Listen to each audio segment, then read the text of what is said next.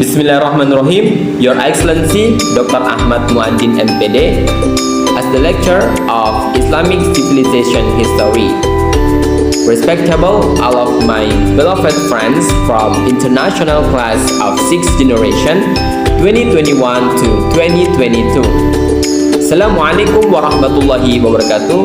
Alhamdulillahi wa kafa. Wassalatu wassalamu ala rasulillahil mustafa wa alihi wa sahbihi wa mal wafa.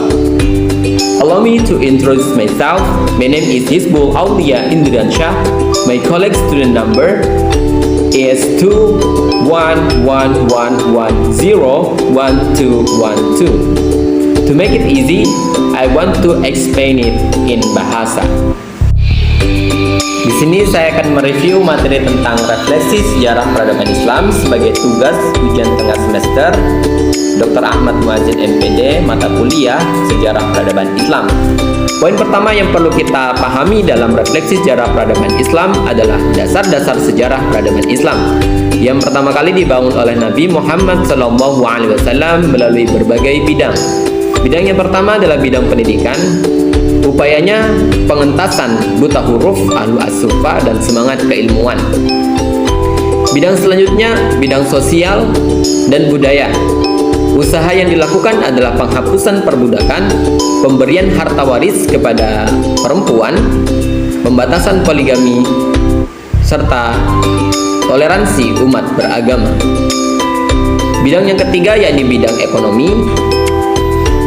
Usahanya adalah riba dan zakat sebagai upaya yang dilakukan untuk mengentaskan kemiskinan di masyarakat.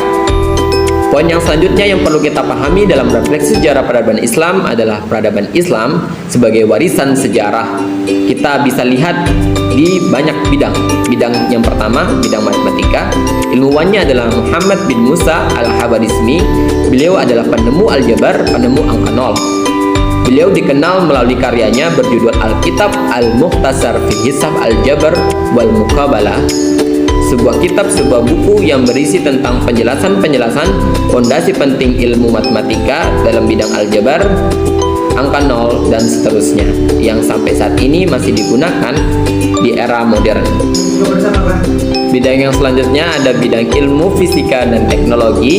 Ilmuwan Islam adalah yang dikenal Al-Haytham, beliau sarjana pertama yang menemukan berbagai data penting mengenai cahaya.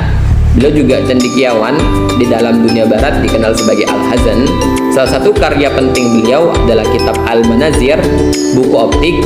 Di dalam buku tersebut ia menjelaskan beragam fenomena cahaya termasuk sistem penglihatan pada manusia. Bidang yang ketiga ada bidang astronomi dan geografi. Ulama Islam, ilmuwannya yang terkenal ada Al-Batani.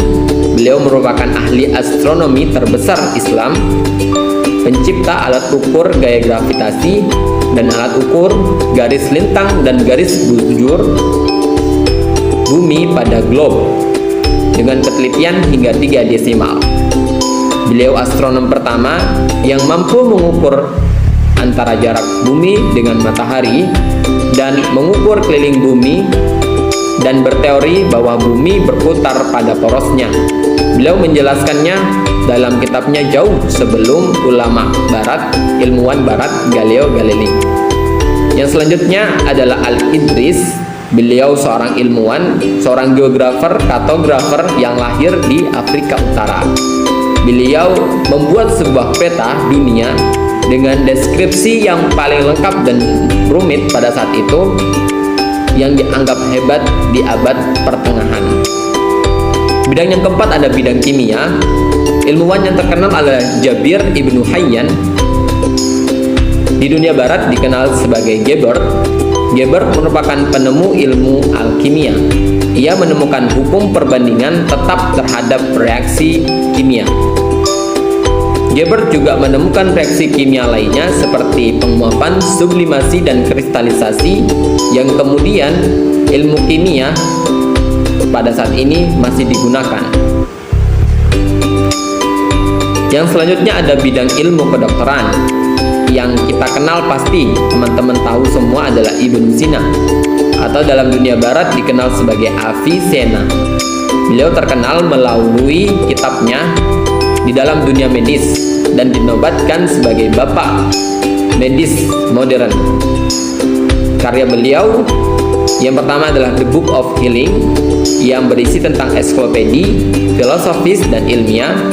Dan yang selanjutnya ada The Canon of Medicine, yang merupakan ensiklopedi medis yang hingga saat ini masih dijadikan referensi dalam dunia kedokteran.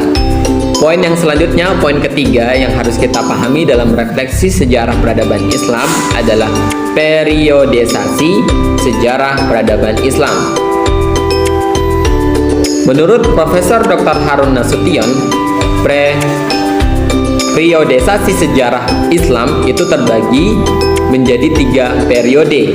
Periode yang pertama, periode klasik antara tahun 650 sampai dengan 1250 Masehi, yaitu ketika masa kejayaan Islam, masa Rasulullah SAW dan kepemimpinan Khulafaur Rasyidin 4, Abu Bakar, Umar, Utsman, dan Ali, serta masa-masa permulaan Daulah Bani Abbasiyah. Periode yang kedua adalah periode pertengahan antara tahun 1250 sampai dengan 1800 Masehi. Pada periode ini terjadi 2 kemunduran dan masa 3 kerajaan besar, yaitu Turki Utsmani, Daulah Safiyah, dan Daulah Mongoliyah di India. Yang ketiga adalah periode modern, dimulai dari tahun 1800 Masehi sampai dengan sekarang. Dalam era ini, Islam mulai bangkit kembali dengan melakukan pembaruan atau tajdid. Tokoh-tokohnya Muhammad bin Abdul Wahab 1703-1792. Gerakannya yang dikenal dengan nama Wahabi dilatar belakangi oleh faktor internal di Arab Saudi. Di Timur Tengah dikenal juga tokoh bernama Jamaluddin Al-Afghani 1838-1897 dengan gerakan pan-islamisme. Berikut juga pengikut-pengikutnya seperti Muhammad Abduh 1849-1905 dengan gerakan Salafiyah, dan Muhammad Rashid Ridho 1865-1935. Ada juga Hasan al-Banna 1906-1949 di Mesir. Gerakan beliau adalah gerakan Ikhwanul Muslimin. Serta reformasi Presiden Turki Mustafa Kemal Atatürk 19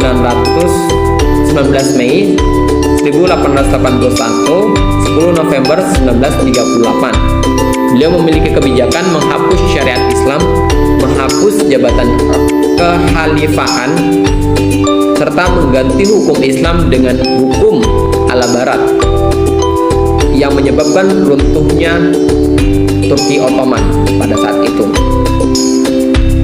Itu saja yang bisa saya sampaikan dalam review sejarah peradaban Islam. Kurang lebihnya saya mohon maaf. Wallahul muwaffiq ila aqwamit thoriq. Wassalamualaikum warahmatullahi wabarakatuh.